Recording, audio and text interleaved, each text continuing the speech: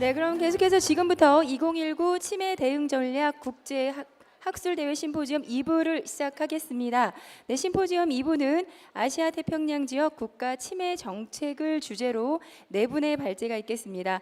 더불어 질문이 있으신 분들은 1부 때처럼 발제가 끝난 후에 청중석에 있는 스탠드 마이크를 이용해서 질문을 해주시면 될 것 같고요. 자, 먼저 심포지엄 2부를 이끌어 주실 좌장과 발제자분들을 또 영상을 통해서 먼저 만나보시겠습니다.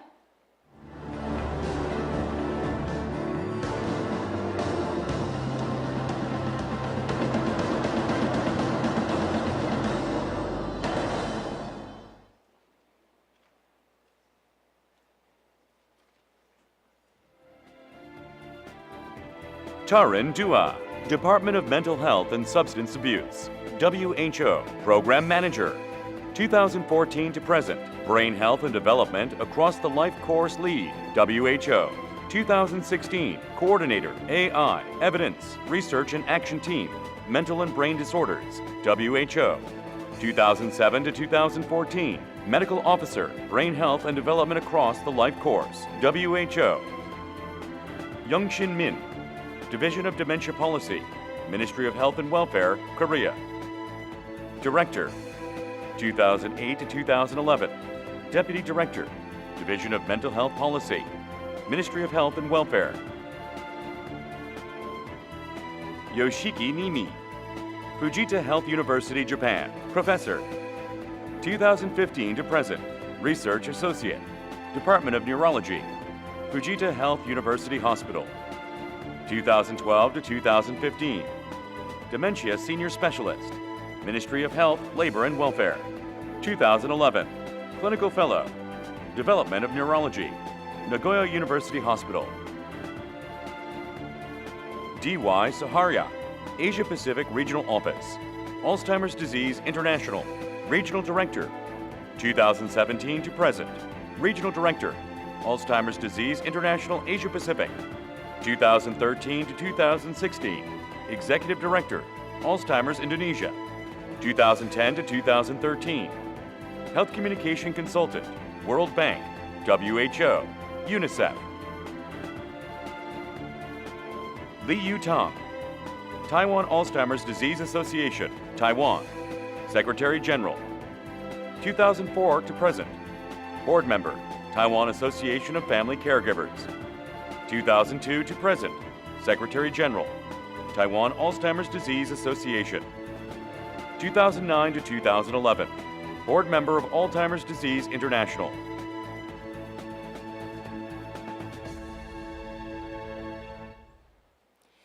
네, 그럼 심포지엄 2부 좌장을 맡아주실 타룬 두아님을 여러분들 큰 박수로 무대 위로 모시겠습니다.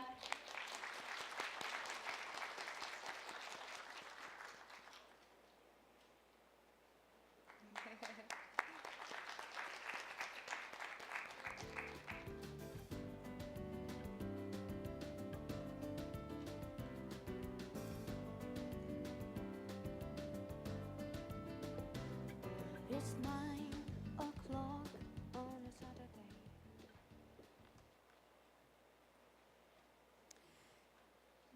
Good afternoon, everybody, and welcome to the session post-lunch. The topic of this session is policy responses in Asia Pacific. We have 4 speakers, and each of them will be giving a presentation on the policy response in their country. Korea, Japan, Indonesia, and Taiwan. My proposal is that we hear all the 4 presenters, and after that, we have a round of questions to all of them. I hope we will have all the panelists on the stage to answer the questions that you may have. You can think about the questions also about the comparisons across those countries, and so that we can have a good discussion. So to start with the presentations, I would like to invite our first speaker for today afternoon, the first session. It is Dr. Youngshin Min to talk about the National Dementia Initiative of the Republic of Korea.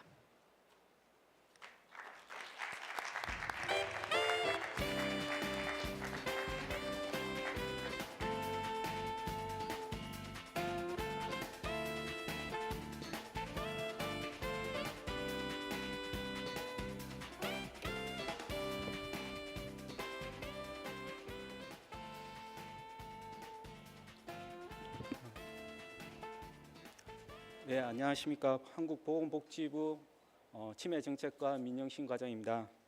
오늘 세계보건기구와 국제알츠하이머협회 관계자들 그리고 아시아 각 지역의 치매 전문가들이 모인 자리에서 한국의 치매 정책에 대해서 소개하게 되어 대단히 기쁘게 생각드립니다.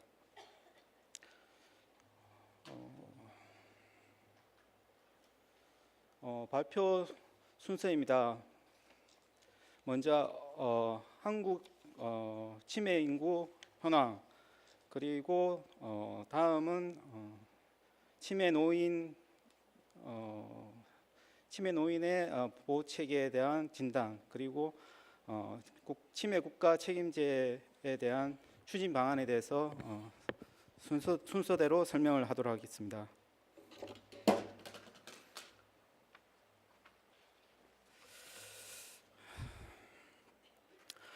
먼저 한국의 치매 인구 현황을 살펴보도록 하겠습니다.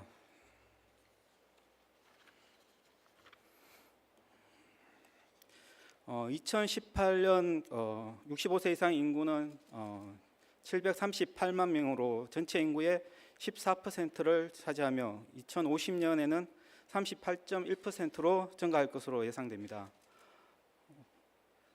노인 인구와 함께 치매 인구도 급속히 증가해서 2018년에는 치매 인구는 75만 명으로 전체 노인 인구의 10.2%, 2050년에는 전체 노인 인구의 16.1%인 303만 명으로 예상됩니다.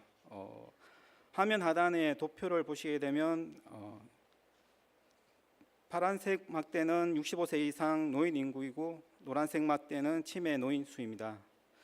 65세 이상 고령자가 늘어남에 따라서 치매 노인 인구도 증가하는 것을 볼 수 있습니다. 다음은 치매 노인 수가 늘어남에 따라 치매 환자의 의료 이용도 증가하고 있습니다.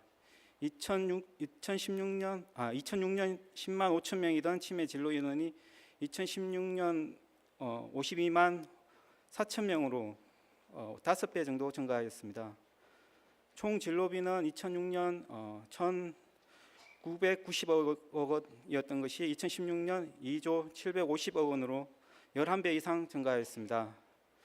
노인 장기요양 보험 인정자 58만 5천 명 중에 25만 1천 명이 치매 환자였습니다.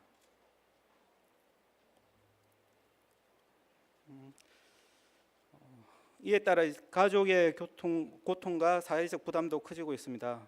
언론 보도와 치매 노인 실태 조사에 따르면 치매 환자를 돌보는 가족들 같은 경우에 많은 어려움을 겪고 있는데, 특히 치매 환자가 시설에 입소하기 전까지 한 명의 가족이 하루 평균 5시간, 많게는 10시간을 가족을 치매 환자를 돌보는 것으로 나타났습니다. 그리고 돌봄 기간도 치매 발병 후 평균 4년에서 최대 10년까지 가족이 돌보는 것으로 나타났습니다. 그리고 2015년 기준으로 치매 환자의 의료비와 요양비 등 총 비용이 1인당 연간 2,033만 원으로 나타났습니다. 치매 환자를 돌보는 가족은 이제 돌봄으로 인한 실직, 정서적 고립, 경제적 어려움, 가족 간 갈등으로 인해 동반 자살이라는 극한 선택을 하는 결과도 나타나고 있습니다.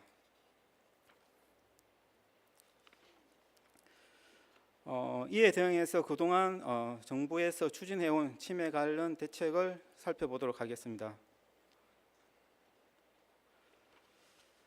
정부는 2008년부터 3번에 걸쳐서 치매관리 종합계획을 수립하고 치매관리법을 제정하여 치매에 대한 기본 체계를 마련하였습니다. 2008년에는 7개년간의 치매 종합관리 대책을 발표했습니다. 치매 조기 발견과 꾸준한 관리를 통해 치매가 중증으로 진행되는 것을 늦추기 위해 치매 검진 사업과 치매 진료, 약제비 지원 사업을 시작하였습니다. 그리고 지역사회 치매 관리 사업의 효과적인 수행을 위해 전국 보건소에 치매 상담센터를 설치하였습니다. 2012년 8월에는 치매관리법을 제정하여 치매 관련 정책 수립 및 사업 수행의 근거를 마련하였고 중앙과 17개 시도에 치매 센터를 설치하였습니다. 그리고 치매 상담 콜센터도 중앙 치매센터에 설치를 하였습니다. 또한 공립요양병원에 치매 기능 보강비를 지원하는 등 치매 관리 사업의 전달 체계 및 기반 시설을 확충하였습니다. 2014년에는 치매 환자 간병에 지친 가족이 단기간 휴식을 취할 수 있도록 치매 가족 휴가제를 도입하고 거동이 불편한 경증 치매 환자도 인지활동형 프로그램, 방문 간호와 같은 장기요양 서비스를 이용할 수 있도록 장기요양 5등급을 신설하였습니다. 2015년 12월에 마련된 제3차 치매관리 종합계획은 수요자 관점에서 보다 촘촘한 치매관리 체계 구축에 초점을 두고 치매 환자 맞춤형 치료 체계를 마련하고 복지와 보건의 균형 잡힌 지원 방안을 모색하는 내용을 담고 있습니다.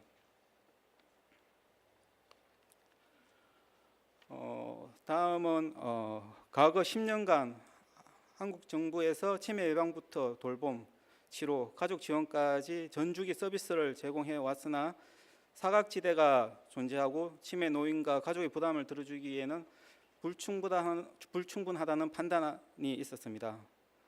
첫 번째로 건강보험 보장성이 낮다는 문제입니다. 2015년 기준 치매 노인 1인당 의료 요양 비용은 2,033만 원으로 이 중 직접 의료비가 1,084만 원으로 53.3%를 차지하고 건강보험 보장성은 상대적으로 낮은 수준입니다. 2015년 건강보험 진로비 실태조사에 따르면 상위 30개 질환에 대한 건강보험 보장률은 평균 78%인데 비하여 치매에 대한 보장률은 70%밖에 되지 않았습니다. 두 번째로 치매 노인에 대한 의료 서비스가 미흡하다는 것입니다. 이상행동 증상을 동반한 중증 치매 노인이 단기간 집중 치료를 받을 수 있는 전문적 의료 지원이 부족합니다. 내과 및 외과적 증상에 따라 의료 서비스가 필요한 치매 환자를 일반 병원에서 기피하는 현상도 발생하였습니다. 치매 환자 맞춤형 의료 서비스 제공 기관이 아마 부족하다는 이야기가 아닌가 싶습니다. 다음은 한국 정부에서는 이러한 치매에 특화된 믿고 맡길 수 있는 장기요양 서비스가 충분하지 않다라고 판단을 했습니다. 첫째, 장기요양 등급 판정 시 신체 기능 중심으로 등급을 판단하고 있어 신체 기능이 양호한 경증 치매 노인은 등급 판정에서 탈락이 됩니다. 2016년 기준 치매 추정 환자는 69만 명인데 장기 요양 서비스 수혜자는 30만 명에 불과했습니다. 두 번째로 일반형 주야간 보호시설은 확충되었으나 경증 치매 노인에 특화된 장기 요양 시설 및 서비스는 부족하며 장기 요양 등급을 받는 노인의 반 이상이 치매 환자이나 치매 특화형 장기 요양 시설도 부족한 것으로 나타났습니다.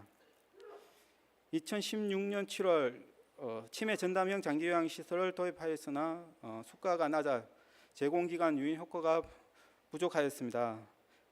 특히 장기요양 2등급 치매 노인을 기준으로 치매 전담형 입소시설에 1인당 연간 467만 원을 추가 지급하고 있었으나 불충분한 것으로 판단되었습니다.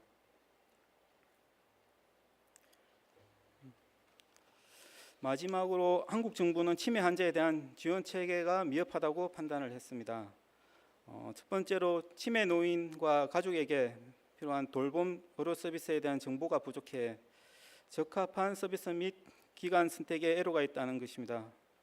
치매 가족의 치매 지원 정책 인지도 조사 결과 장기 요양 보험은 69%, 치매 조기 검진 사업은 61%, 생애 주기 검진 건강 검진은 41%, 치매 약제비 지원은 54%로 나타났습니다. 두 번째로 치매 최초 진단 후에 상태 변화에 따라 치매 노인이 정상에 적합한 서비스를 선택하도록 지원하는 전문 상담 인력 및 사례 관리가 부족합니다.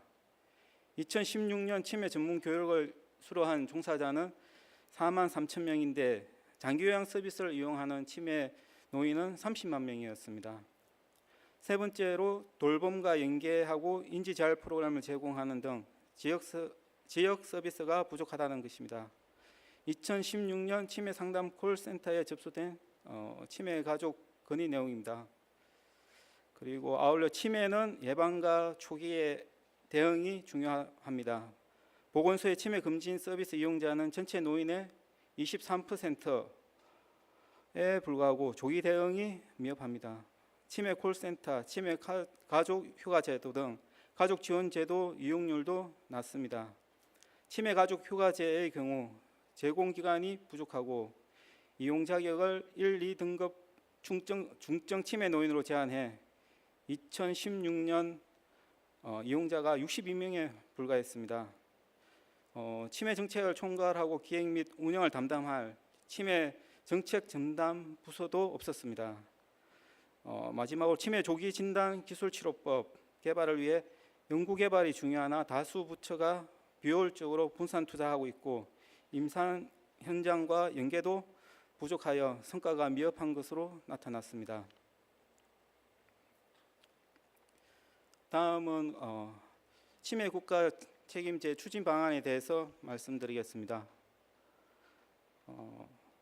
치매 국가 책임제 추진 계획은 그간의 미비한 점을 보완하고 치매에 대한 조기 진단과 예방부터 상담, 사례 관리, 의료 지원까지 종합적 치매 지원 체계를 구축한다는 내용을 담고 있습니다.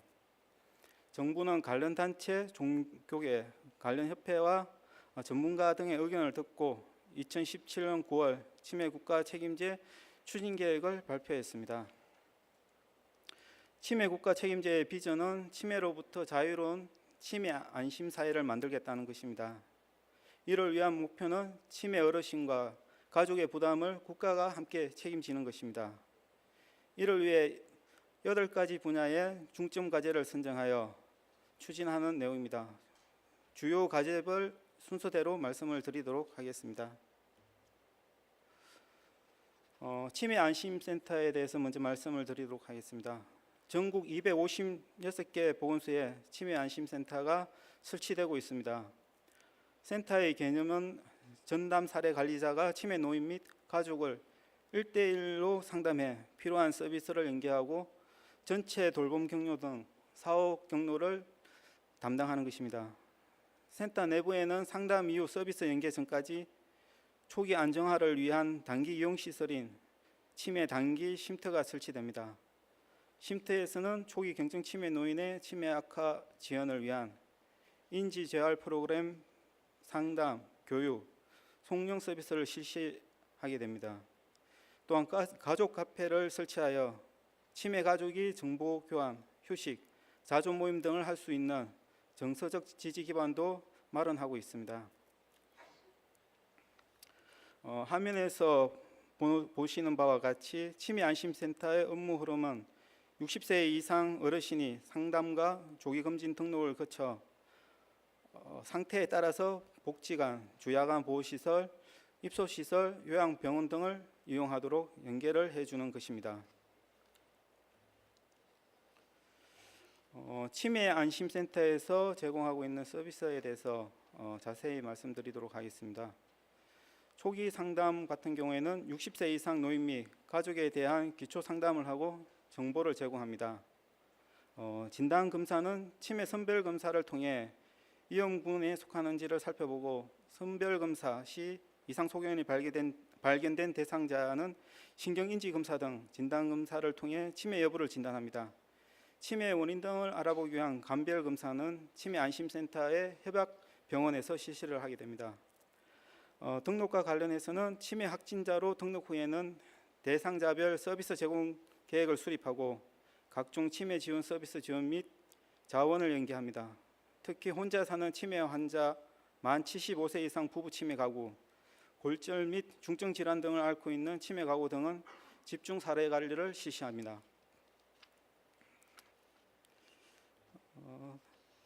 다음으로 치매 안심센터에서 제공하고 있는 서비스입니다. 첫째, 치매가 의심되는 자에 대해서는 조기 상담과 조기 검진을 실시합니다. 둘째로 치매 확진 또는 서비스 연계 전의 노인에 대해서는 치매 쉼터에서 인지 및 신체 활동 프로그램을 제공합니다. 오전, 오후 반 각각 최대 20명 이내로 3개월 이용을 기본으로 하고 이후 3개월 연장도 가능합니다. 셋째, 치매 가족 카페의 경우 치매 노인이 쉼터를 이용하는 동안 어르신을 모시는 가족의 휴식과 정보 교환, 자조 모임 구성을 지원하는 곳입니다. 이외에도 치매 안심센터에서는 의료기관을 연계하고 의료비를 지원하며 경로당 및 노인복지관 등 지역사회 인지재활 프로그램을 지원하고 연결을 해줍니다. 독거노인 돌봄 서비스 연결이나 치매 전담형 요양시설, 치매 안심병원으로 연결을 해주고 있습니다. 이렇게 지역사회 치매 환자를 지원하는 핵심적 역할을 하는 치매 안심센터의 설치와 조직에 대해서 알아보도록 하겠습니다. 보건소에서 직접 센터를 운영하며 센터 설치 방식은 보건소를 신축하거나 증축, 건물 매입 등을 통해서 별도의 업무 수행 공간을 확보하도록 하고 있습니다. 센터에는 사무실, 검진실, 쉼터, 가족 카페를 반드시 설치하도록 하고 있으며 다만 이제 쉼터와 가족 카페는 한시적으로 기존 시설, 센터, 유관기관의 공간과 겸용이 허용되고 있습니다. 센터 조직은 업무에 따라서 3개 이상 팀을 2대, 지자체 여건에 따라서 운영하도록 하고 있습니다. 센터장은 보건소장으로 하고 협력 의사는 정신건강의학과, 신경과 전문의로 합니다. 그 외에 직원은 간호사, 사회복지사, 임상심리사, 작업치료사가 있습니다. 다음은 치매 안심병원에 대해서 말씀드리겠습니다. 시설이나 가정에서 돌보기 어려운 이상행동 증상이 심한 치매 환자의 단기 집중 치료를 위한 치매 안심 요양병원을 확충하는 내용입니다. 이번 대상은 정신행동 증상을 동반한 치매 환자로 전문적 치료가 필요한 자입니다. 병원에 입원하게 되면 정밀 검사와 진단을 통해 치료 전략을 수립하게 되고 약물 또는 비약물 치료가 진행됩니다. 심리 증상과 문제 행동이 개선됨에 따라 최종 평가 후에 퇴원하는 흐름입니다.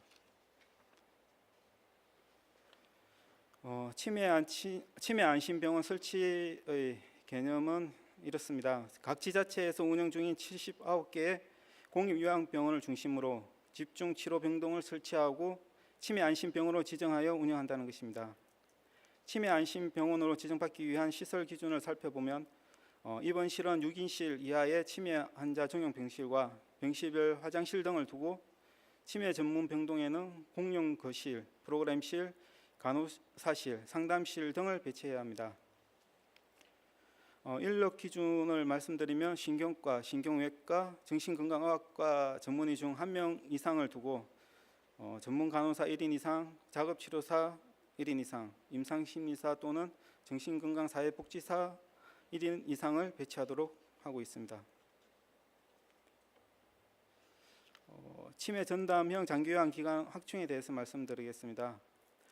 활동성이 강한 치매 노인을 위한 치매 전담형 주야간 시설에서는 치매 중증화 지원 프로그램을 제공합니다. 중증 치매 노인 안정화를 위해서는 치매 전담형 노인 시설이 확충됩니다. 1인실과 공동거실을 갖추고 요양보호사를 추가 배치하게 된 것입니다. 또한 집에서 이용할 수 있는 통합형 방문 서비스를 확대해 나가고 있습니다. 최초로 장기요양 등급을 받은 치매 노인의 초기 안정화를 위해 간호사가 2개월간 월 2회 가정을 방문하여 복약 지도, 치매 돌봄 정보를 제공합니다. 아울러 장기요양기관의 서비스 질 관리와 종사자의 전문성 강화를 위해 장기요양기관 지정갱신제를 도입하고 서비스 매뉴얼을 준수하도록 의무화할 예정입니다. 종사자 근익 보호와 처우 개선을 위해 근속 장려금을 지급하고 있으며 장기요양 요원 지원센터를 설치토록 지원할 계획입니다. 다음은 장기요양 분야의 경제적 부담을 완화하는 내용입니다. 기존의 기준 중위소득 50% 이하 수급자에게 적용 중인 본인 부담금 경감 혜택을 중위소득 100% 이하 치매 수급자까지 확대를 하겠습니다. 또한 현재 전액 본인 부담인 식재료비 부담의 완화를 위해 입소형 시설 이용 수급자를 대상으로 식재료비 급여화 여부를 검토할 예정입니다. 또한 치매 노인이 사용하는 기저귀 등 복지 용구에 대한 장기요양 급여를 확대해 가족의 경제적 부담을 완화하는 안에 대해서 검토할 예정입니다. 다음은 치매 의료비 부담을 완화하는 내용입니다. 중증 치매 환자의 의료비 본인 부담률을 인하하고 치매 진단 검사에 건강보험을 적용하여 중증화를 예방하도록 할 예정입니다. 예방을 하고 있습니다. 이번에 치매 노인이 신체적 기능과 관계없이 모두 장기요양 서비스를 받을 수 있도록 장기요양 등급을 개편하는 내용입니다. 장기요양 인정 신청 시 치매 안심센터의 진단검사를 의무화하고 진단검사에서 치매 확진 판정을 받은 노인에게 인지지원 등급을 부여하고 있습니다. 이 등급을 받은 사람은 주야간 시설에서 인지건강 프로그램을 제공받을 수 있습니다. 치매 예방을 위해 노인복지관을 중심으로 치매 발병 고위험군 대상으로 인지활동 서비스를 제공합니다. 기존 노인복지관은 노인여가 복지시설로 교양, 취미, 건강증진, 소득보장, 재가복지가 본래 기능이었으나 치매 발병 고위험군 대상 인지활동 서비스를 추가로 제공할 수 있도록 기능을 재정립하였습니다. 또한 치매 발병 지원을 위하여 치매 초기 및 경증 환자 대상으로 인지기능 개선 서비스와 관리 정보도 제공을 합니다. 그리고 생애 전환기 국가치매 금진을 개선하였습니다. 66세 전 국민 대상 국가검진 인지기능 검사를 보다 정밀화하고 검사 주기를 4년에서 2년마다로 단축을 하였습니다. 검진 결과 치매 의심 인지 저하자를 치매 안심센터로 연계해 치매 선별 검사, 약제비 지원, 가족 상담 등을 통해 지속적으로 관리하고 있습니다. 최초로 장기요양 등급을 받은 치매 노인의 초기 안정화를 위해 간호사가 월 2회 가정을 방문하여 보약지도, 치매 돌봄 정보를 제공합니다. 그리고 치매 가족 휴가제와 관련해서 이용 대상 및 제공 기간을 확대해 치매 가족의 선택권 및 이용률을 높였습니다. 그리고 간병 부담으로 지친 치매 가족에게 여행 기회를 제공하여 휴식을 지원하고 있습니다.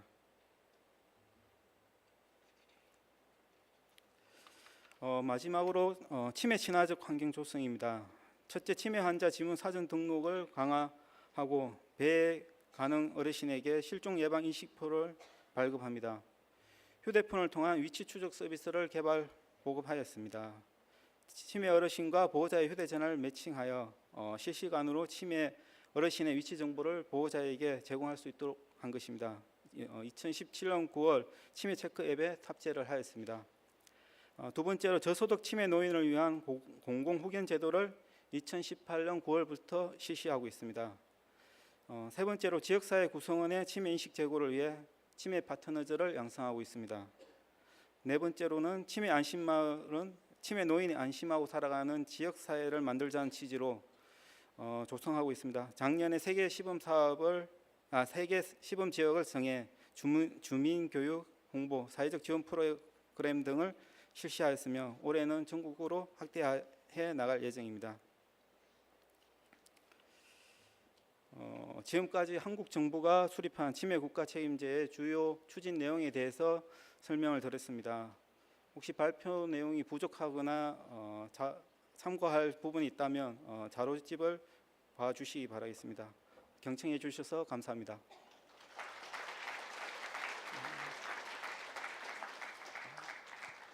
Thank you very much, Dr. Young Shin Min, on walking us through the National Dementia Initiative in Korea. We move on to Dr. Yoshiki Nimi to tell us about the new Orange Plan of Japan.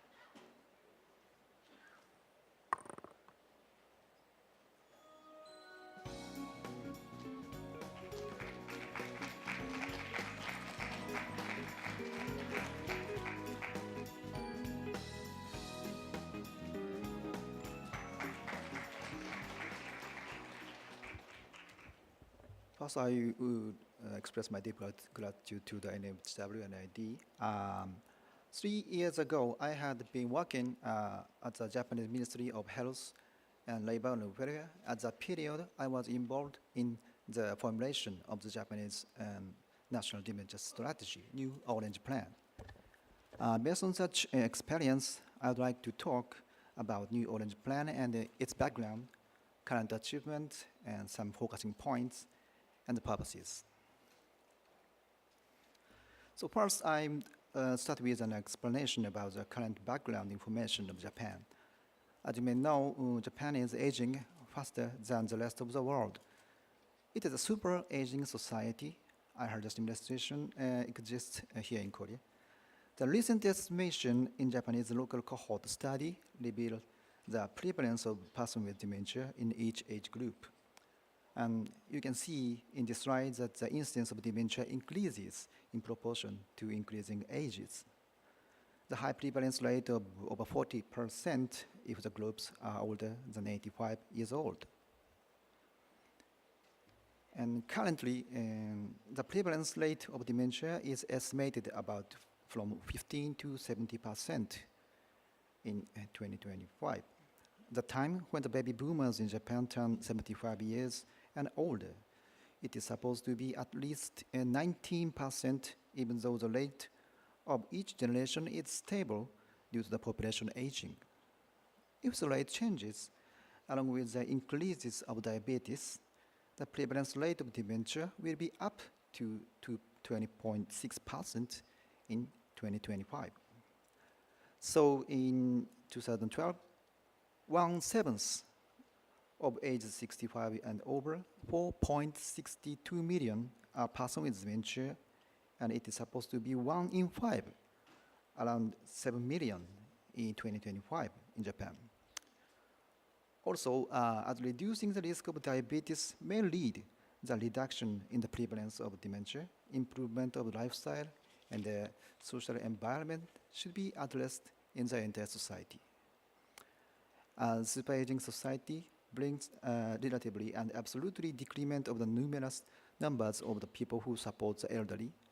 All these figures requires us to consider how the society would deal with this unprecedented situation. This slide shows the history of a variety of dementia measures in Japan. I feel I don't have enough time to give full detail, and I want to mention some points. In 2000, Japan enforced the Long-Term Care Insurance Act. The public long-term care system has established to aim to support the disabled elderly by society as a whole. In 2004, a change of the Japanese terminology for dementia has conducted because the older one, Chiho, could give some discriminating meanings. In 2005, a dementia supporters training program has started. I want to mention this program later. In 2012, the emergency project for improvement of medical care and quality of life for persons with dementia has reported. And the 5-year plan for promotion of dementia measures, this is the old Orange Plan, had formulated. Japan, as the fastest aging country, should show the ideal social model for dementia and the public long-term care system while aiming to realize an integrated community care system which combines health care, long-term care in a unified manner. In 2013, the first GA Dementia Summit was held in the United Kingdom in December. In addition to representatives from every G8 nations, European Commission, WHO, and OECD participated. During the conference, a new international approach was agreed, not a single nation efforts, but as a common goal for every nation.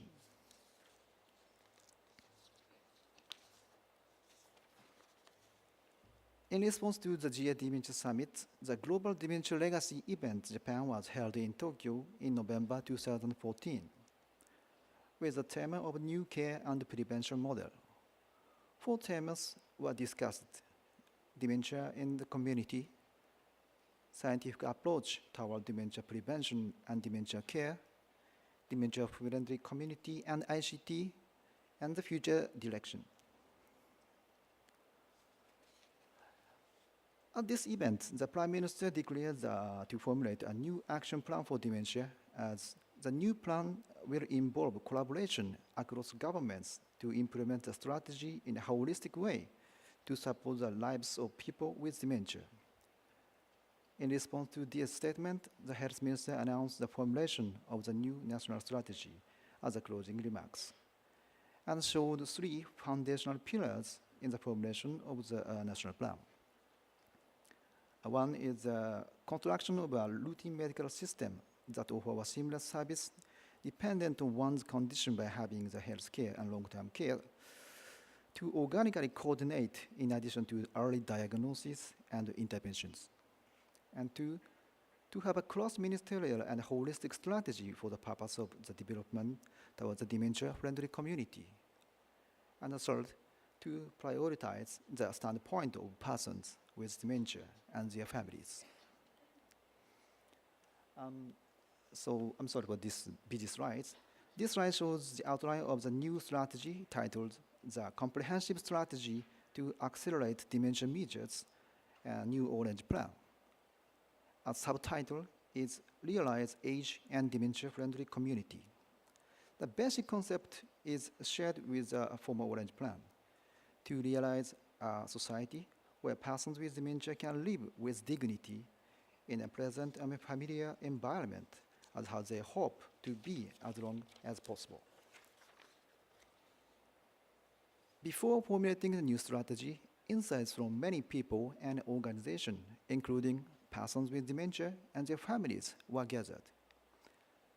This strategy was formulated by cross-organizational efforts, and all relevant organizations are engaged and united to support the whole life of older persons with dementia. And through this communication, the views of persons with dementia and their families were prioritized. It contains the 7 pillars. One is raising awareness and promoting understanding of dementia. To foster social support for persons with dementia, we promote raising awareness and understanding of dementia, propelling a campaign for public understanding of dementia from a viewpoint of persons with dementia. Number 2 is providing healthcare and long-term care services in a timely and appropriate manner as a stage of dementia progress. To integrate services that are appropriate to the various stages of dementia, to create a community where persons with dementia are able to continue living in familiar setting according to their lifestyle preferences. Third, strengthening the measures for early onset dementia. Persons with early onset dementia often experience specific circumstances, including economic challenges related to employment, living expenses, and educational expenses. Promoting comprehensive support in a variety of fields such as housing, employment, and social participation are required. And fourth, supporting those looking after people with dementia. By supporting carers, the quality of life of persons with dementia also improves. From this standpoint, support is required that enable carers to balance responsibility with personal needs as well as reduce carers' physical and mental stress. And 5, and creating age and dementia-friendly community. And 6, and promoting research and developments and disseminating of the results. And the last pillar is the prioritizing the standpoint of persons with dementia and their families. I'll show you some examples. First is the promotion of raising awareness and understanding of dementia. To foster social support for persons with dementia, propelling a campaign for public understanding of dementia, such as the Dementia Supporter Training Program, is important. train dementia supporters who have the correct knowledge and understanding of dementia and aid a person with dementia and their families in the community and in the workplaces. The initial aim at the New Orange Plan is 12 million dementia supporters by 2020. In June 2018, there are already 10.36 million dementia supporters.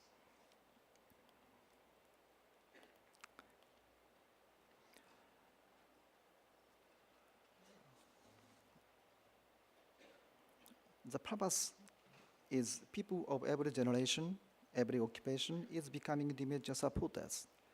To realize this, some materials, including video, were made for each working place, such as financial institution, retailer, or transportation. These are the example of the videos.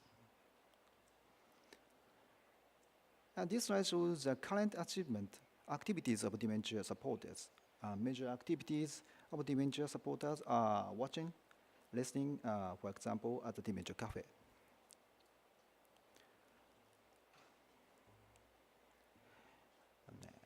As for watching, the number of series with dementia who go missing is increasing each year in Japan. To create communities where seniors can go out safely without missing is an important issue.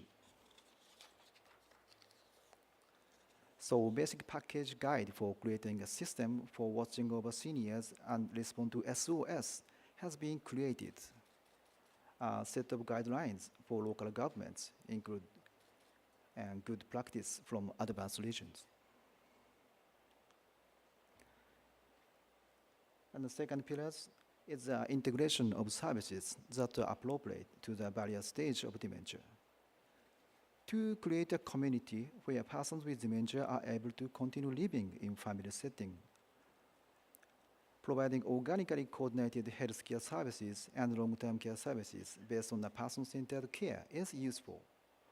For this purpose, centering on early diagnosis and intervention, Japan implemented an integrated community care system for dementia in which a person experiencing BPSD or physical complications are able to access necessary services not from fixed medical institutions or nursing facilities, but in an integrated manner. So we promote the establishment of initial phase intensive support team, IPIST, to enable early differential diagnosis and initial setup of health care and long-term care for persons with dementia. IPIST embedded in integrated community care support centers or medical institutes such as clinics and medical center for dementia by municipality.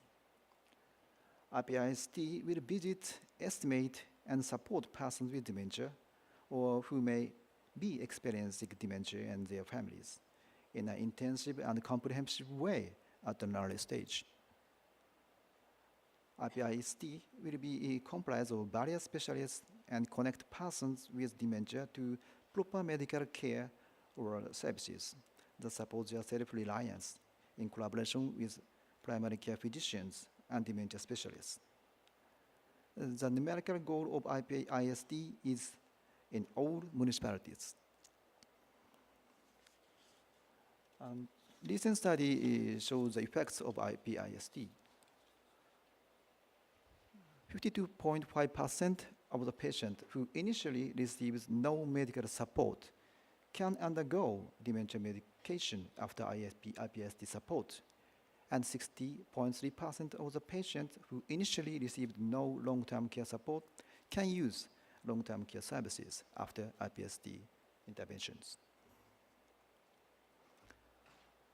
And this slide shows the dementia support doctors. These doctors exist between the primary care doctors and the dementia specialist doctors. The training project is underway since 2005 in hopes that they will become the promoter or regional cooperator. The training course, comparable with the primary care doctor training courses, are centered around the prefecture and the designated cities. The dementia supporter doctors are not primary care doctors. Aim of the program is to train dementia supporter doctors who can take leadership during regional coordination within the dementia specialists and specialized medical institutions. The aim of it to foster 10,000 dementia support doctors and 75,000 trainee primary care doctors and 500 medical centers for dementia in Japan. For organically coordinated healthcare services and long-term care services, training of personnel engaged in care service is crucial. You can see the multi-layered programs, and it is implemented such as dementia care leader training program, and practice leader training, and practitioner training. Numerical goal is shown in this slide.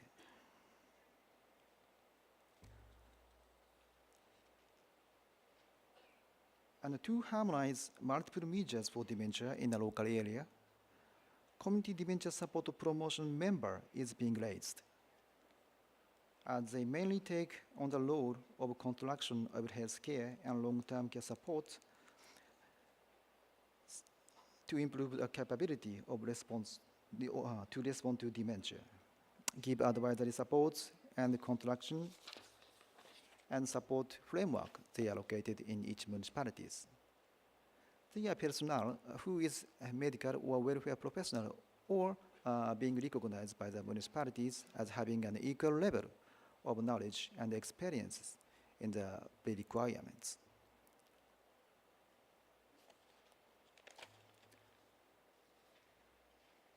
For younger onset dementia, in many cases, younger onset dementia can result in issues such as maintenance of employment and daily living, children's educational expenses, in addition to the issues that are common with dementia of elderlies.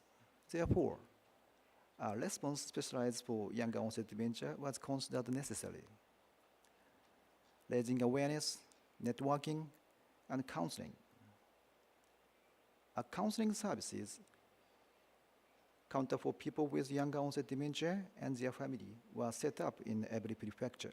And furthermore, support for the family with a younger onset dementia, their care worker, and the companies that employ them are essential. So, for example, National Younger Onset Dementia Call Center and a Younger Onset Dementia Coordinator are in service now.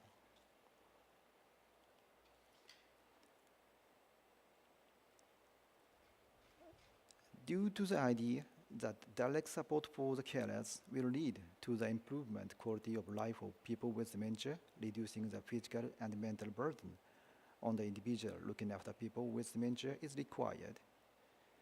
This slide shows the Alzheimer Cafe in Japan.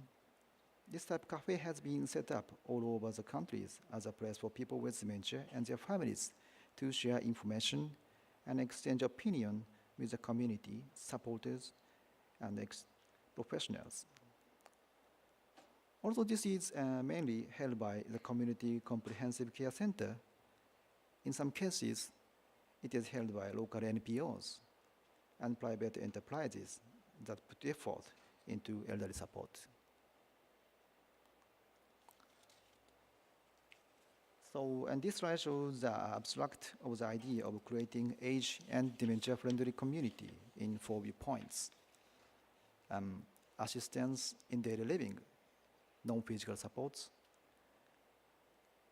preparation of more convenient physical living environments, employment and social participation supports, and ensuring safety.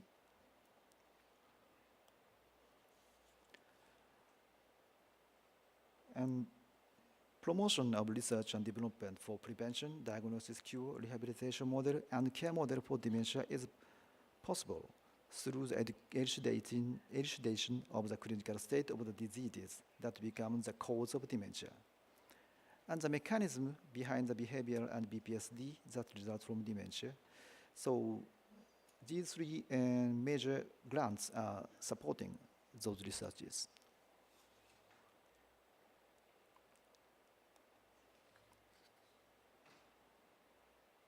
So prioritizing the standpoint of persons with dementia and their families is raising as a principle common for all statements above. In the recent years, people with dementia and their families have participated in some of the meetings about dementia that are held by governments and self-governing bodies.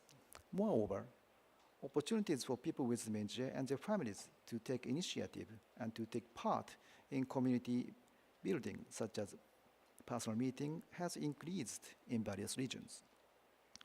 To support these activities, a guidebook is created for people with dementia.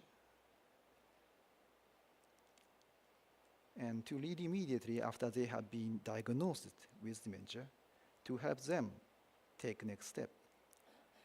It is titled as Guide to Better Living for the Person with Dementia from us who were diagnosed with dementia a little sooner than you.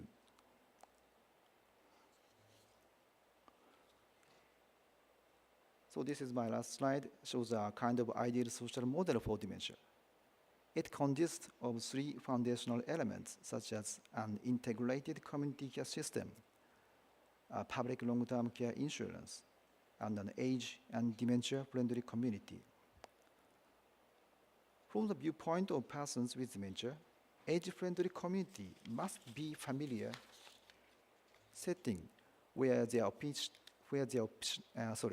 opinions are respected and they are able to live long term. Dementia-friendly communities are not only friendly to persons with dementia. Communities build upon relationships that encourage community members to help one another while respecting their dignity. Creating dementia-friendly communities might be the opportunity to restore local communities, which is necessary to deal with dementia, the widespread global issue. I hope we can share good experience through collaboration in order to facilitate the creation of age and dementia-friendly communities. Thank you for your attention. 감사합니다.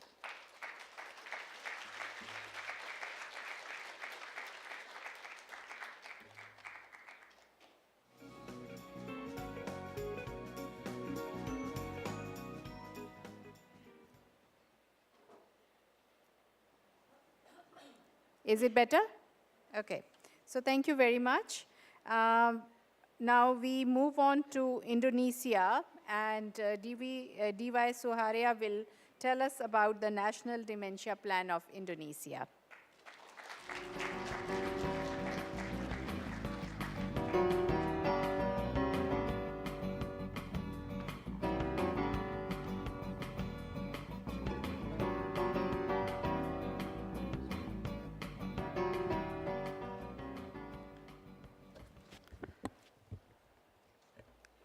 Good afternoon. It is an honor and pleasure to be here. Thank you, Ministry of Health and Welfare and Korean National Institute of Dementia. And thank you, Tarun, for chairing. I am lucky to have two roles, one as a founder of Alzheimer's Indonesia and a regional director of Alzheimer's Disease International Asia Pacific, ADI. As mentioned by the ADI CEO, Paula Barbarino, earlier, there's a huge global impact of dementia. 1 every 3 seconds, someone develops dementia. And we all have heard the economic impacts globally. And in relation to Asia Pacific, out of 50 million people with dementia, half of them, almost half of them, 22.9 million, is in Asia Pacific. Asia is expected to see second greatest increase in numbers of people with dementia by 2030. So the time is definitely now to put policy into practice and to act on all these concepts and framework that WHO has laid out on the 7 action areas. Alzheimer's Disease International role in the WHO Global Action Plan, as also mentioned earlier, is to support this vision, a world in which dementia is prevented and people with dementia and their caregivers live well and receive the care and support they need to fulfill their potentials with dignity, respect, autonomy, and equality. Alzheimer's Indonesia, established in 2013. I founded the organization out of frustration because I only had 5 minutes of time of doctors whenever I took my mom to the doctor and seek support. There is not enough time of getting counseling and all these other treatment. So in 2013, the organization, civil society, was established. Before this, in 2000, there was also an association of Alzheimer's Indonesia, and we merged together to support and improve quality life for people with dementia and caregivers in Indonesia through advocacy, awareness raising, capacity building, and all these activities. Indonesia is a country of 250 million population. The estimation of people with dementia is 1.2 million in 2018. It will be 4 million in 2050. One person with dementia affecting the whole entire family. And my mom was diagnosed with dementia in 2009. 20 years before my mom was diagnosed, she's already showing symptoms. But none of the members of the family recognized this.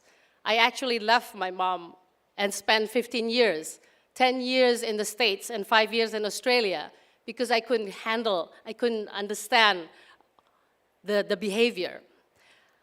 I'm glad I had the opportunity to come back in 2012 and 2013 in establishing Alzheimer's Indonesia. We aim to help people with dementia, and Indonesia is one of the aging nations in the Asia Pacific. There are approximately 20 million people, elderly people, above 60 years old. There are top five provinces in Indonesia that have the most elderly: Yogyakarta, East Java, Middle Java, Bali, and North Sulawesi. I'm very proud of Bali because last year, the local government of Bali have done a dementia elderly-friendly pilot project, and it's the local government initiative. The two local government initiatives that is really working hard on this is Jakarta and Bali. And these numbers that you see on the screen, and you notice that it's neglected elderly, almost 1.7 million people. In terms of the numbers and the mean cost of care of people with dementia, it costs around $400 monthly and yearly around $5,000. And more than 70% of family caregivers are children with people with dementia. Almost 14% caregivers are the spouses. And 10% of them are daughters-in-law of the people with dementia. So the Alzheimer's Indonesia as civil society since 2013 have been very strong in advocating to the government, the Ministry of Health. And the main program is related to advocacy, awareness raising, capacity building, research development, and strengthening internal organization. We aim to provide services in dementia and age-friendly community.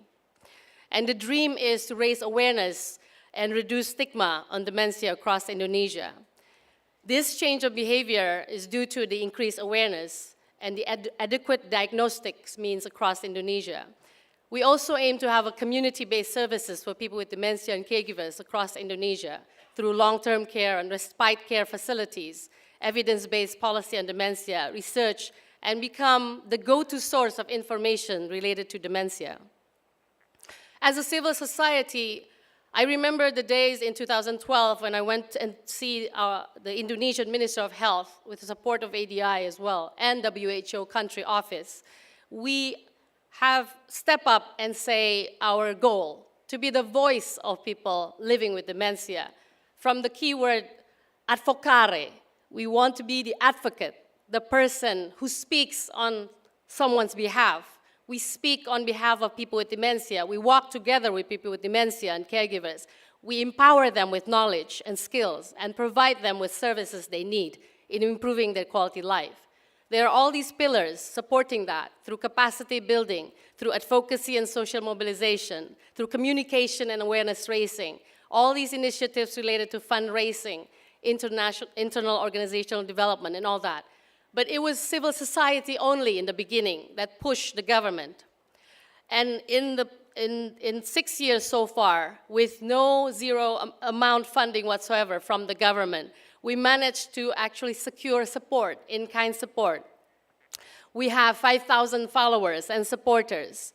And it's also something that related to a bottom-up initiative. From one support group in Indonesia, now there are more than 21 support groups in 21 cities. The number of caregivers meetings have been conducted around 169 caregivers meeting. And local government of Jakarta supported us through the establishment of purple troops. These purple troops are the ones who help finding elderly people that's missing and need support and getting diagnosis and all that. But in terms of national policy, the journey is still a challenge. This is me and the Minister Health of Indonesia, and it was the day when the minister basically launched the Indonesian National Dementia Plan with only $105,000. It's so behind compared to other countries that will speak at this session, Japan, Korea, Taiwan, and we have almost 20 million elderlies in Indonesia. My minister literally said this to me: you created too much noise on the ground. You push us to finally launch this plan, but that's your job as civil society. So it was not in the agenda of Indonesian Ministry of Health, because we keep on knocking their door, we keep on screaming in all these requests and support of data on how much support needed from family caregivers. They finally step up. And I'm very proud to say that we are now really in close communication with them, and they actually also supporting the discussion, a Ministry of Health working group special discussion, 28 February to 1st of March in Tokyo this year, in specifically discussing on where they are in the 7 action areas. These are the 7 areas of work that Tarun also mentioned earlier from WHO. Dementia is a public health priority. Yes, Indonesia have the plan, but only $105,000, and that was in 2016. So there are still homework for the next years or so. Awareness and friendliness. They're very grateful because civil society, Alzheimer Indonesia, is part of the member of Alzheimer's Disease International Step Up, and we seek funding from all private sectors and all international organizations, and even the government of the Netherlands actually supported us, and ADI as well. For risk reduction, we have research on poco-poco, the traditional dance, that prove mild cognitive impairment people in Depok, nearing West Java, conducted this poco-poco dance for 3 times a week for 30 minutes, and there's finding of improved neuroplasticity of 37.5%. Dementia diagnosis, treatment, and care, that's the homework. And I will continue discussing these areas one by one. I already mentioned about dementia as a public health priority. The papers are, the document is there, and WHO country office helped by translating the document. And the awareness and friendliness in Indonesia, Alzheimer's Indonesia is the leader in initiating all these initiatives. From schools, there are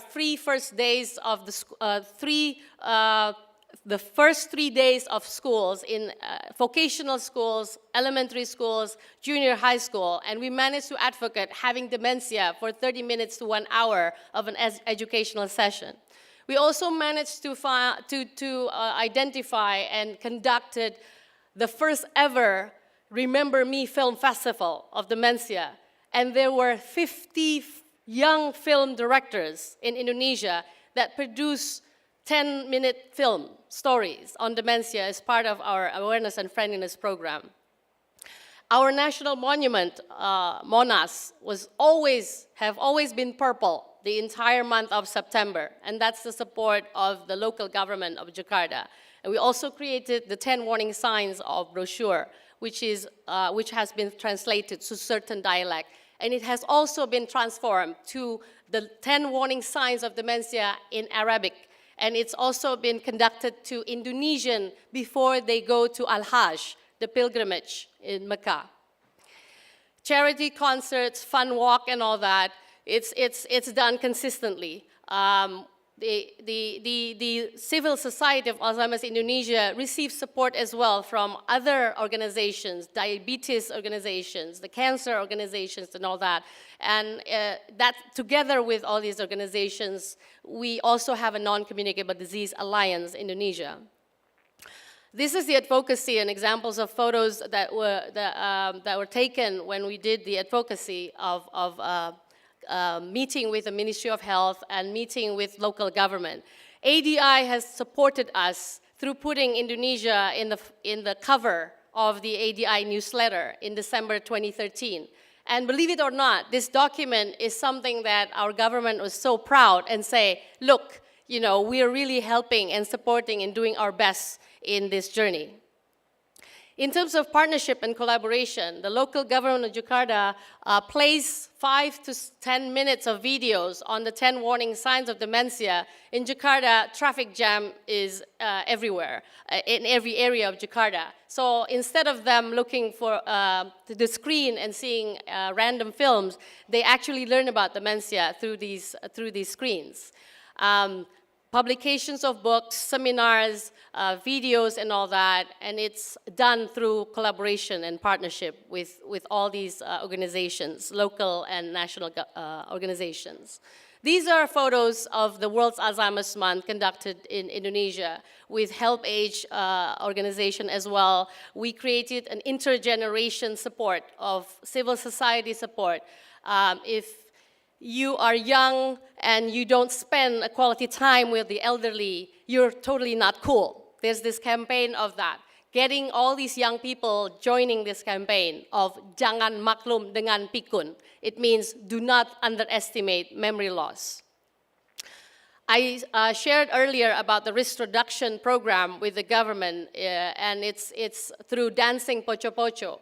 Because of this, actually, majority of the Indonesian ministries mandated their staff to do Pocho Pocho every Friday of the week. It needs more than once a week, but at least it's actually in the decree, and it's something that most ministries are doing now because of this advocacy that we have shared and expressed to them.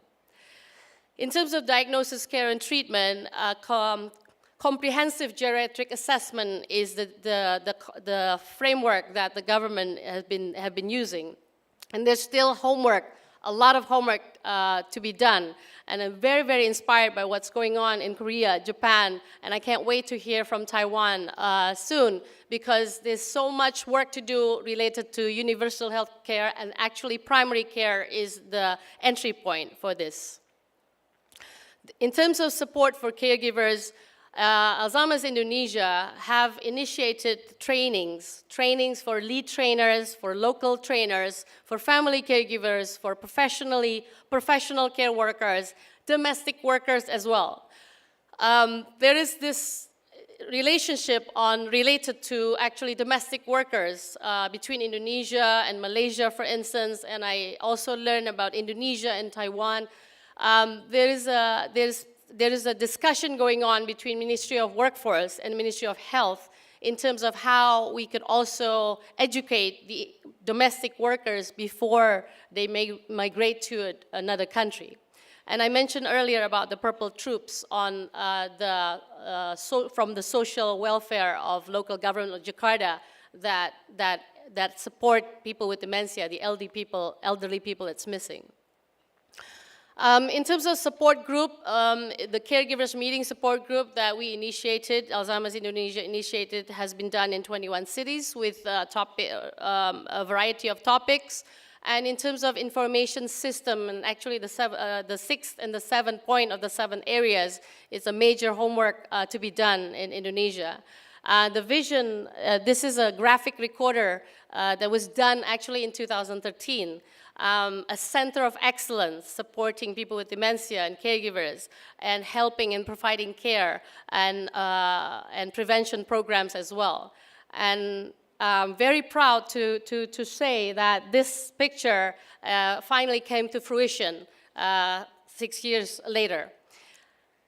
The research and innovation, Indonesia is part of STRIDE project, strengthening responses of dementia in developing countries, together with India and Mexico, Kenya. And STRIDE project, a collaboration between ADI and London School of Economics, is a way to provide tools and evidence in terms of the economic impact of dementia. And it would really help and support these governments in these 7 countries. And these are the 3 leaders of STRIDE project in Indonesia. It's also linked to the Global Dementia Observatory of WHO, working together with the WHO country office and other stakeholders in Indonesia. At the end of the day, there is actually behavior to be changed, and these are the 2 behavior changes that Indonesia was aiming. The increased numbers of people caring for the elderly and promoting on healthy lifestyle habit. And the lessons learned or best practice, if I could recall from way back, Alzheimer's Indonesia managed to come to the government of Indonesia and to deliver a clear evidence base on the need of how dementia is important. The example is, because of our awareness campaign in 2 years, 3 or 4 hospitals in Indonesia actually came up to us and say there was an increase of 300% increase of people requesting for early diagnosis in 3 provinces in Indonesia. And that's a number that you cannot ignore. The lessons on this journey that consistently we've been doing is also we build a broad base of engaged people, not leaving anyone behind. And we commit to draft the National Dementia Plan together with Ministry of Health and other partners. There's a very specific time frame, including key milestone, is also communicated. And there's also resource roles and responsibilities that's really clear. And that's the key words of this journey, which is partnership. And of course, a system for monitoring evaluation. There is also a proposal, a suggestion on having a high-profile launch. In the beginning, in 2012, the first time I met the Minister of Health, the dream was to have it in 3 years, in 2015, September, during World Alzheimer's Month. But it was a bit off in March 2016, but at least it happened. And Indonesia is the first country in ASEAN that launched a national dementia plan. And because of that, Indonesia is the leader in ASEAN in trying to advocate 9 other countries in ASEAN to have a national plan. In terms of best practice of implementation, out of the 7 points, the ones in red are still the homework. But we have a country that recognizes dementia as a public health priority. We just have to push this country to add more funding to this. And there's a leadership in a national provincial level. Not all 33 provinces, but at least there are 2 leaders of provinces of Jakarta, the capital, and Bali. And there's people engagement. People are now talking to each other, and involvement of all key stakeholders. In terms of the homework, the system of care and a case management approach is still behind. The point 4 of diagnosis, care, and treatment, and point 6 and 7 of the 7 areas are still behind. And funding is also a homework, and also, as well as monitoring evaluation. In summary, there are 5 C's that are summarizing from the Indonesia experience. There's commitment, it must be a collaboration. The content and data is also needs to be clear. And a clear launch phase, or any phases you want to aim to your government, and a continuous work. And as mentioned by Paula Barbarino earlier, we as ADI is a federation of 94 countries globally, and I oversee 18 countries in Asia Pacific. I would like to welcome you to Malaysia in 16-18 August, and also to Singapore in March 2020, to learn from other countries on where they are on these 7 action areas. And last but not least, I will not be here without the spirit and the sunshine, forever sunshine, which is my mom and my dad. They've been together for 58 years, and my dad is the main caregiver of my mom. She passed away 2 years ago, but her legacy and spirit continues and will forever be there in my heart. And this is what makes me keep going and going in always advocating for people with dementia and caregivers. Thank you.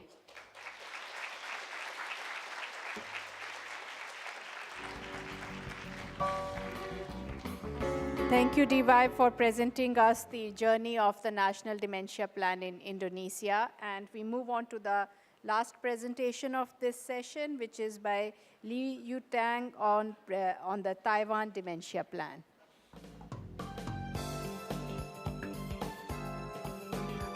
Which one is?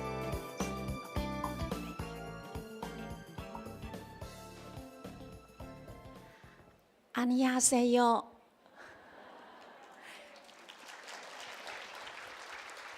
Do I pronounce correctly? Thank you. It's my honor to be invited to this conference and share the experience from Taiwan. I would like to give my big thanks to KNID and Ministry of Health and Welfare, Korea. I would like to apologize about my slide change at the beginning. Two reasons. One reason is I got many new data, and I think that it's better to share the update information with everybody here. The second thing is I think that human rights is an important issue to mention in this process. So I will share my slide with everyone after the conference, so don't worry. But I apologize because you cannot find all the slides in your program book. And because the time limit, I will skip some of the content. I think that part you already know very well. This is the population in Taiwan. Now is more than 23 million people in Taiwan. And about the elderly population is over 3 million. The number of people with dementia now is estimated over 282,000 people with dementia. And you can see from the slide, it will increase very, very quick. In 2013, after the ADI conference in Taipei, we launched the Taiwan Dementia Plan, the first version. So ADI is very important to us because the international conference gives very good stimulation to the government of Taiwan. So they would like to have the dementia plan at that time. And in 2017, at the beginning of the year, Taiwan Alzheimer's Disease Association hosted 4 consensus meetings and 4 civil forums in different areas in Taiwan. Who joined this forum or meeting? People with dementia, family caregiver, and care worker or professionals, and all the Alzheimer's Association in Taiwan. And in May, WHO launched the Global Action Plan on the public health response to dementia. This is very, very important to Taiwan.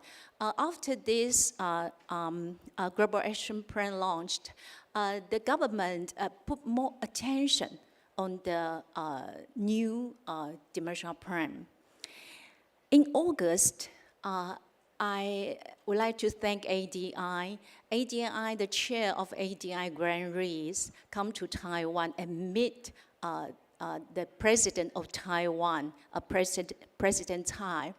And at that time, Grand advocate for the national plan, and our president promised to launch our new national plan by the end of the year. So, in November, WHO hosted a workshop to help ADI members to understand more about the Global Action Plan. So it's very helpful also. So by the end of the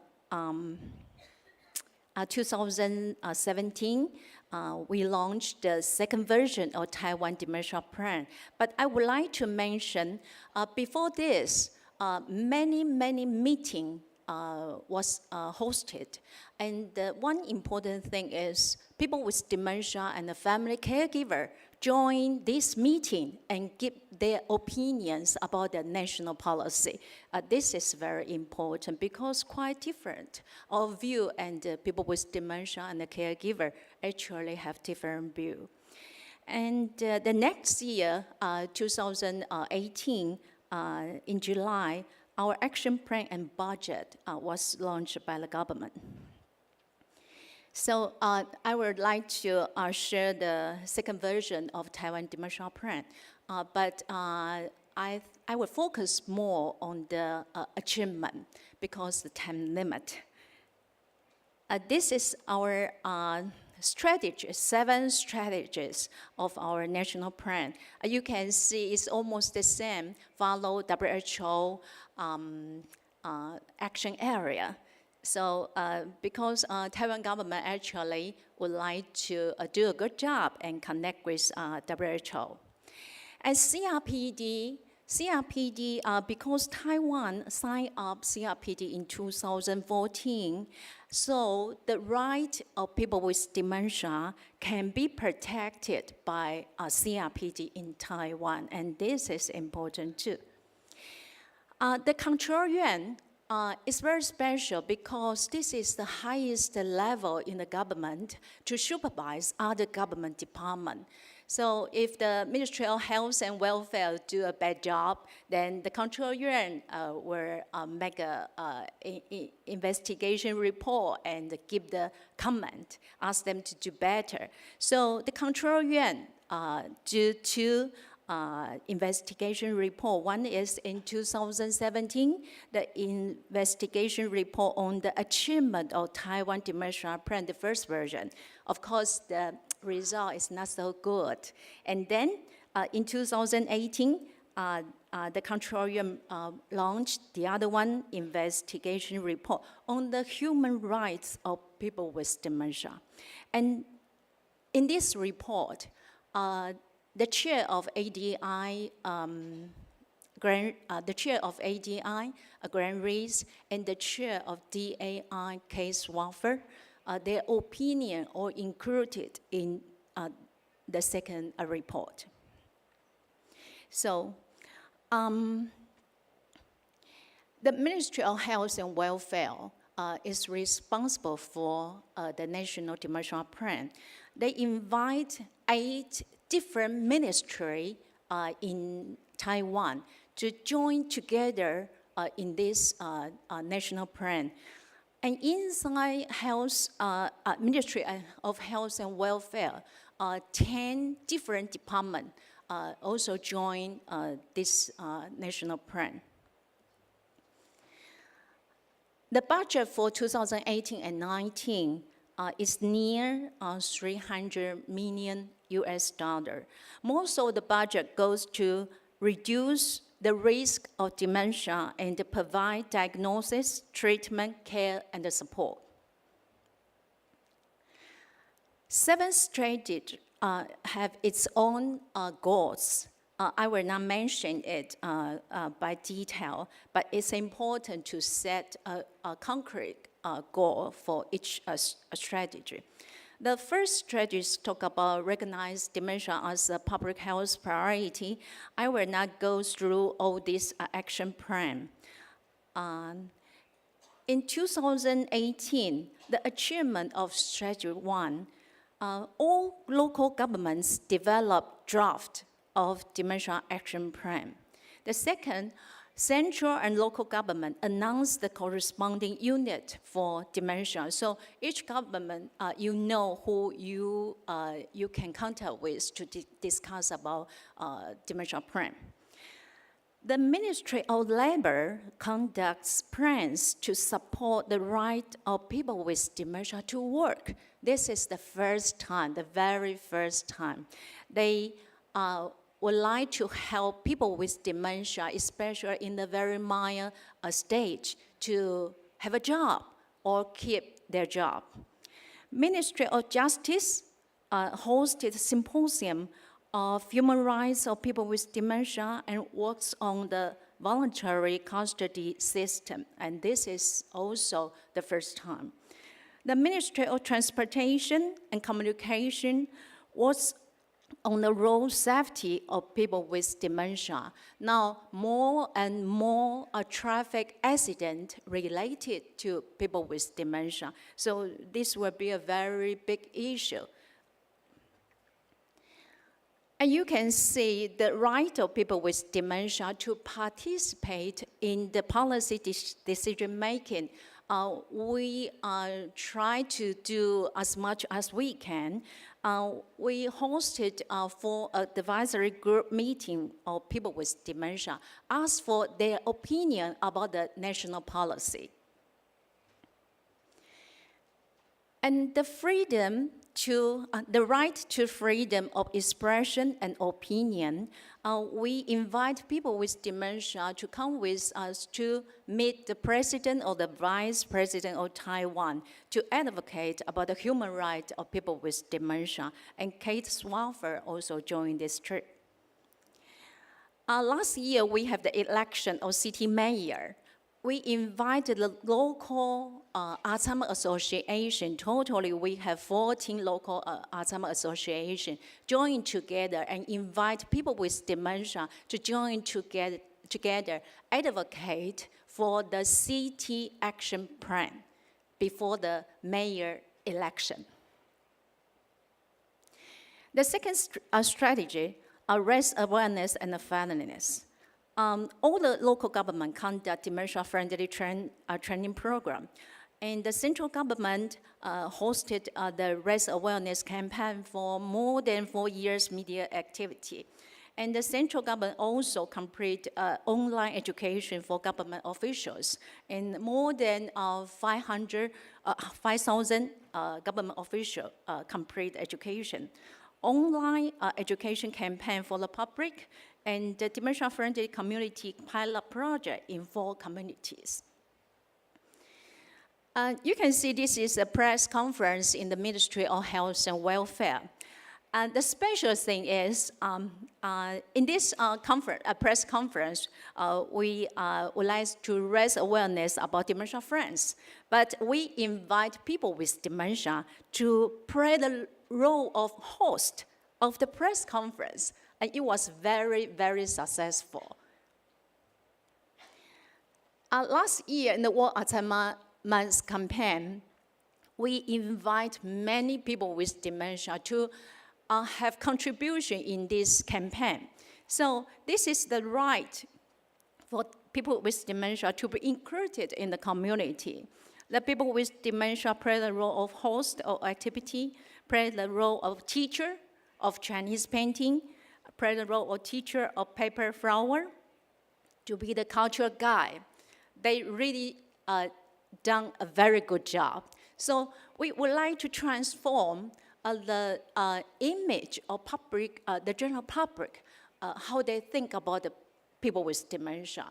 Actually, people with dementia, they still have very good function or ability. They still can contribute. We have a dementia-friendly map of Taiwan. Since 2013, we have many different kind of projects about dementia-friendly friends or store or clinic or organization. We have the guideline for dementia-friendly community and dementia-friendly church. Now we have more and more pastors join the training of dementia-friendly church. I'm very happy about this. And last year, we put focus on police officer and the bus driver, college students. And this year, we will focus on the bank and the gas station. The Ministry of Labor,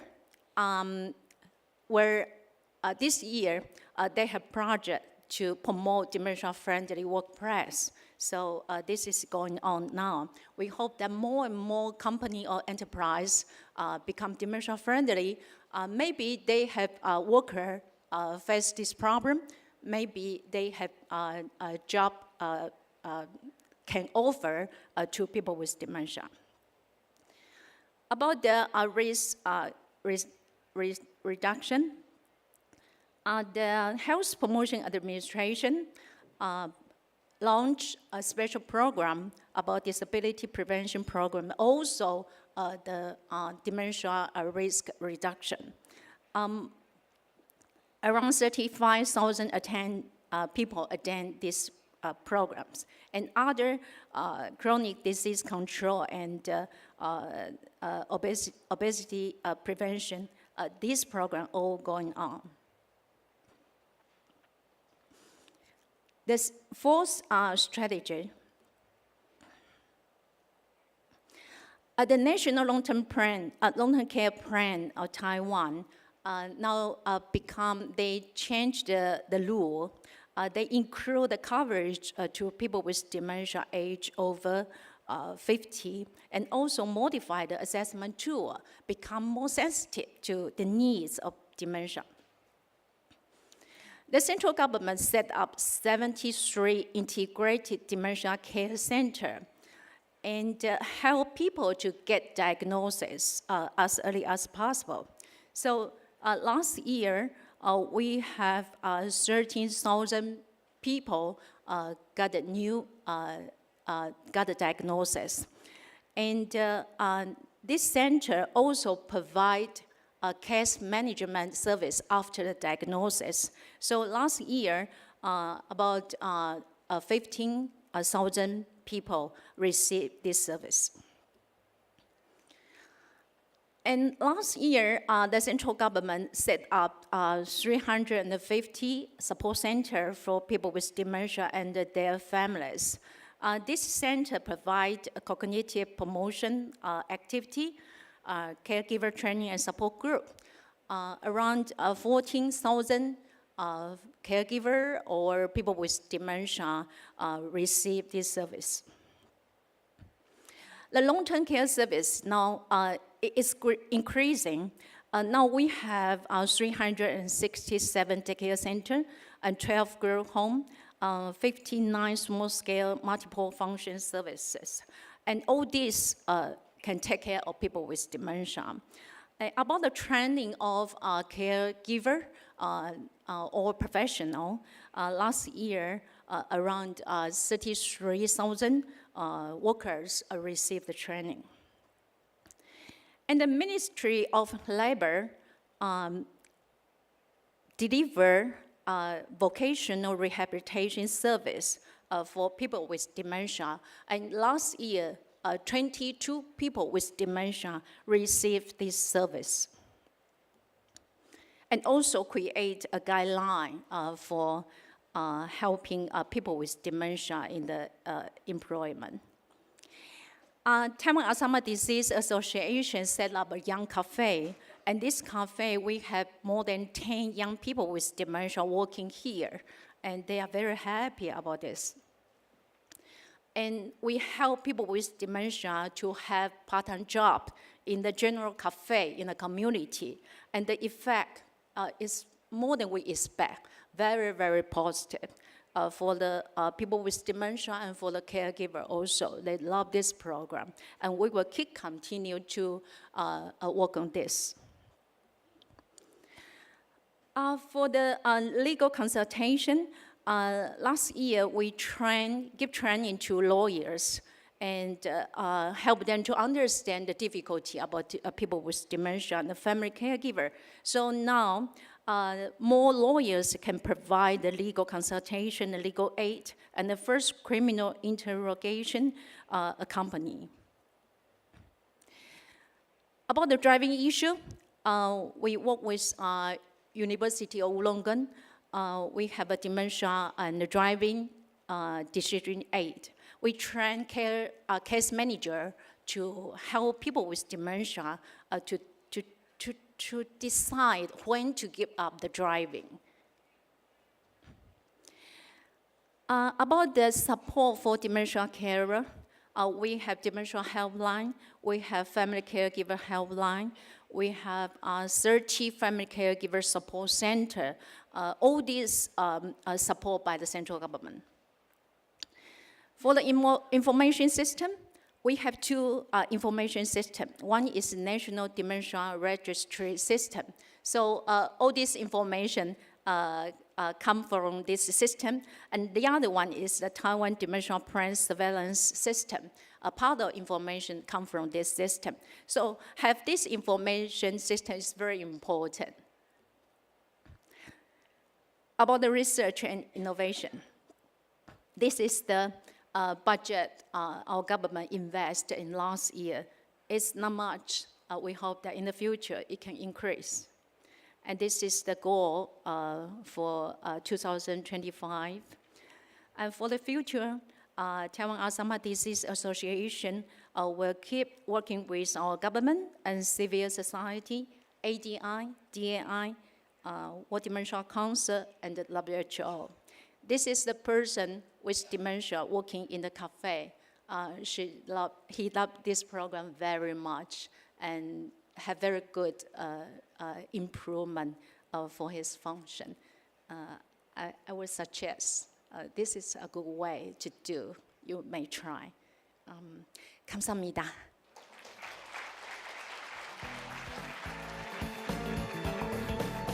Thank you very much. I would like now to ask all the speakers to come up. All the four speakers, please. It was a good presentation, learning about the 4 different countries. We don't have much time left, but it will be good to have a couple of questions that people might like to ask, and we might like to have discussions across the participants. So let's have a show of hand about who wants to ask a question. 네, 네 분의 발제자분들이 위로 지금 올라와주고 계시고요. 네, 여러분들 많은 질문들이 있지 않을까라는 생각이 좀 듭니다. 네, 인도네시아와 또 타이완, 일본의 다양한 플랜들과 관리 계획과 또 한국의 치매 국가 책임제에 대해서 여러분들 충분히 들으셨죠? 네, 질문을 답해 주시기 위해서 발제자분들이 무대 위로 올라와 주셨습니다. 네, 질문 사항이 있으시면 네, 무대 쪽, 네, 마이크 쪽으로 나와 주시면 되겠습니다.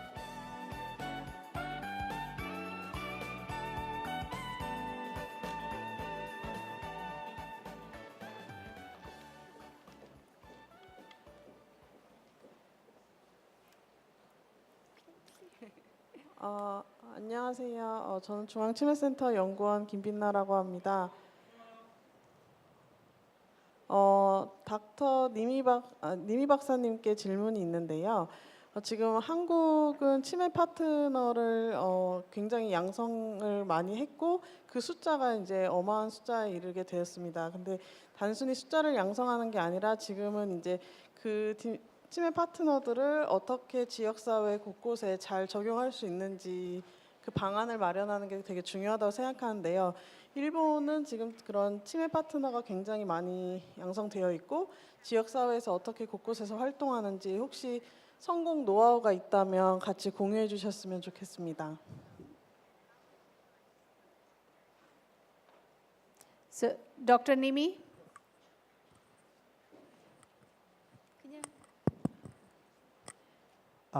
You mentioned about the dementia friends or dementia supporters or any other 디멘시아 서포터. supporters, yes.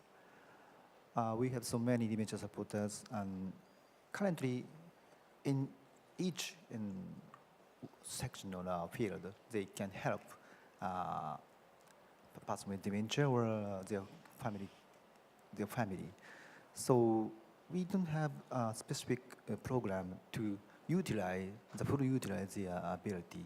So in 2 or 3 years, we are planning to how to use their motivation to support a person with dementia. So in case they can support watching and daily support, but in the next steps, we have to utilize them as a person to connect the person with dementia or some caregivers or health providers. So in terms of such person, we can utilize a maximum intention of their ability. So thank you very much. It's a very important point to utilize the next step of the dementia supporters.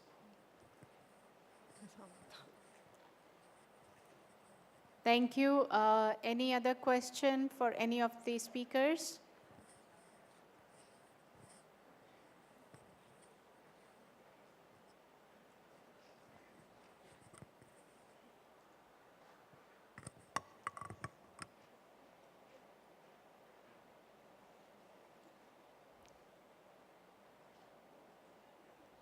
나오시는 게 조금 부담스러우신가 봐요. 네, 앞쪽으로. Yeah, you can take go to the microphone and please speak out your name and organization. Thank you. I'm Nori Washizu from Alzheimer's Association Japan. It's not a question, just a kind of answer to the question from the floor about the dementia supporter. Yes, no, just from my experience, dementia supporter is very, very important, taking an important part for the dementia cafe in all over Japan. So mainly the dementia supporter host the memory cafe. It's very, very important role for them. Just one of them. So now I'm a dementia supporter too, but so the many, it depends on the community, but the integrated community care center staff is a help to dementia supporter in general. So that they activate their role. Just one quick answer. Thank you.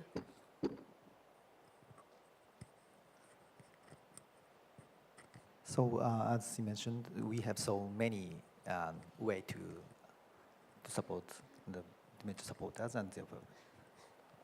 Thank you. Any other question? Yes, Dr. Kim. 네. 감사합니다. 너무 중앙치매센터에서 전화를 상의를 많이 해서 죄송해서 안 하려고 그러는데 저는 치매 상담 콜센터 부장 최경자입니다. 우리 마지막 그 연재이신 타이완 국가치매관리 계획의 리루탱님, 저희 치매 상담 콜센터에서는 국가에서 직접 저희 콜센터를 운영을 해요. 근데 이제 다른 나라 같은 경우는 뭐 볼런티어나 아니면 봉사자들이 한다고 그러는데 거기에 구성원들은 어떤 식으로 하고 그리고 이제 이렇게 운영하는 그거를 좀 듣고 싶어서 지금 나왔습니다.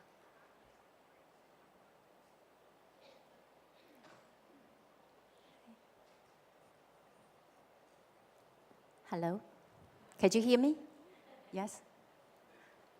Thank you for your question. Taiwan Alzheimer's Disease Association, we have run this service for more than 10 years. At the beginning, we trained volunteers to deliver this service. But after 2 or 3 years, we found out it's difficult. We would like to provide better service. We hope that people with dementia or the family caregiver, when they contact with the helpline, they can get the best information to save the time and decrease the difficulty for them.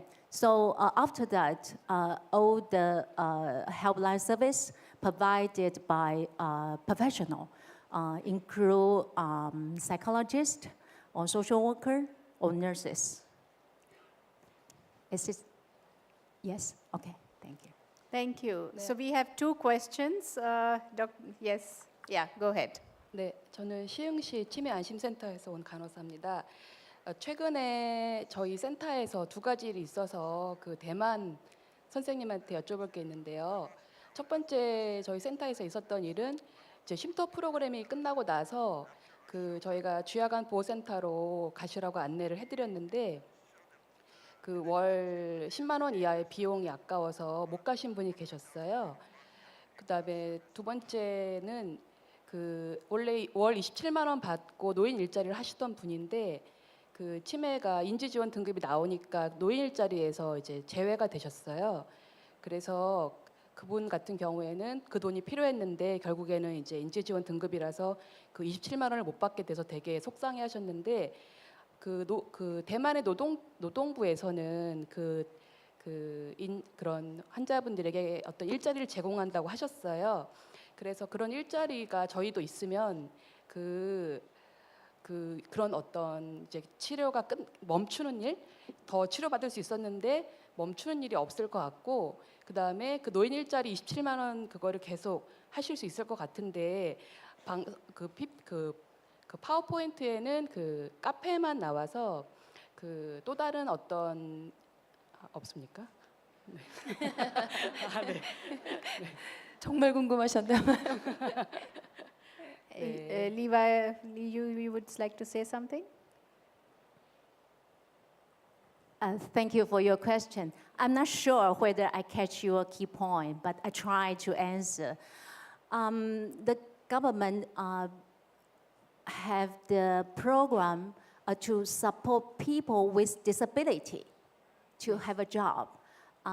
They have the service from occupational therapists to help them redesign the job process or help them to find a new job suitable for people with disability. And people with dementia also part of the disability act. They can apply for this program. So since last year, no, actually before, maybe 2 years before, we try to contact with Ministry of Labor, ask them, and have meeting with them, try to apply this policy to people with dementia. So these 22 people with dementia, actually with the support of the Ministry of Labor. And it's really difficult for people with dementia to continue to work in their workplace. But with the service of occupational therapists, they can help they to modify or change some of the job tasks. So actually, last year is the first year. So we are still learning from this process. And I hope that in the future, we can exchange more experience to help each other to grow in this area. And I don't know whether what you feel about this. For me, I think that in the future, one day maybe I will face this problem also. Maybe I got dementia. And I hope that I have chance to get a part-time job. That would be helpful to me. Not only cafe, but just in this case, it's they're working in the cafe. Okay, but other than this, we have some other examples. Thank you. 감사합니다. So unfortunately, our time is over. We are 2.5 minutes over time. So sorry, Dr. Kim, but I think we will have the opportunity during the break to have more discussion. Just to summarize from my side, sharing of experiences, and I would say there are 3 key messages that I go forward from all the 4 countries. There is high level of political commitment from the government, the leadership, and I think we need to applaud for the commitment that we have. 네, 감사합니다. There is commitment from the civil society, from the people, and who have been working as volunteers. So I think, again, a round of applause for everybody who is working in the field. Thank you very much. 네, 심포지엄의 2부 좌장을 맡아주신 타론 디완님과 우리 4분의 발표자분들께 다시 한번 여러분들 뜨거운 박수 부탁드립니다.